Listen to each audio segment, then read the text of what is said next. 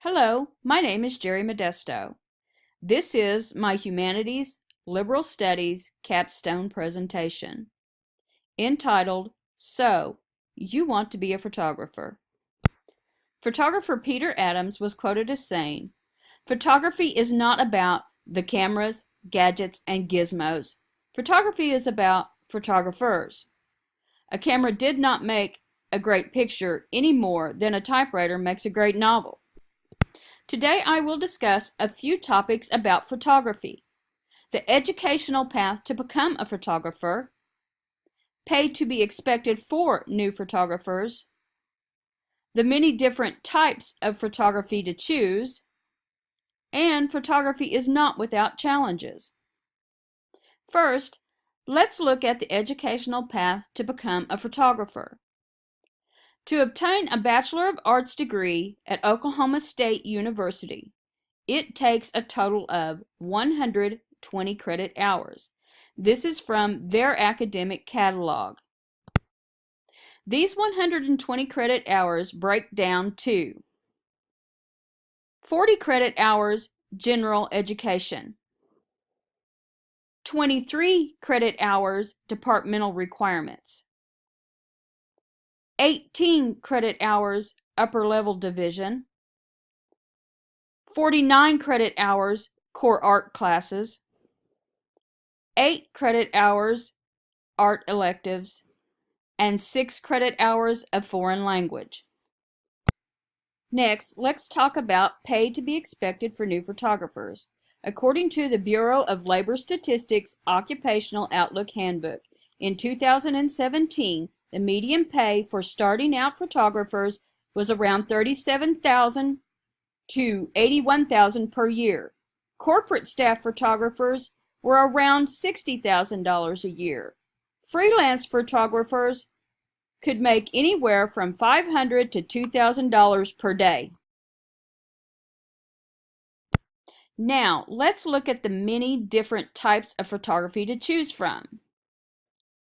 News photographers, also called photojournalists. They photograph people, places, and events for newspapers, journals, magazines, and television. Commercial and industrial photographers. They take pictures of various subjects such as buildings, models, merchandise, artifacts, and landscapes. And if you like to travel, this job's for you, because they usually shoot on location. Portrait photographers. They take pictures of individuals or groups of people and usually work in their own studios. If you like to fly, this next one's for you. Aerial photographers travel in planes or helicopters to capture photographs of buildings and landscapes. Scientific photographers. They focus on accurate visual representation of subjects and therefore limit their use of image manipulation software to clarify an image. Fine arts photographers. Fine arts photographers, they sell their photographs as art, and therefore they must be very talented and creative. Most use film instead of digital. Here are a few examples of photojournalism and product photography. The next 3 slides are examples of different portraits. These are prom and senior portraits,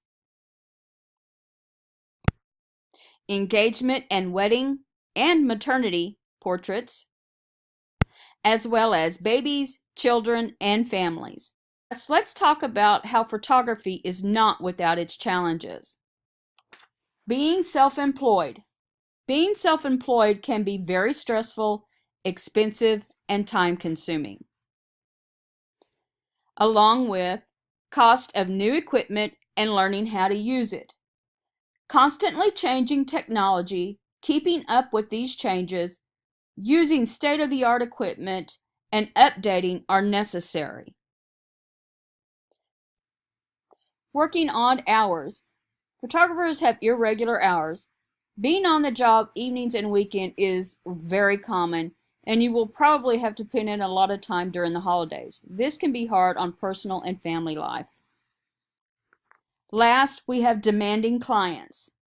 Every photographer will have a client that wants pictures taken but only have a vague idea of what they want.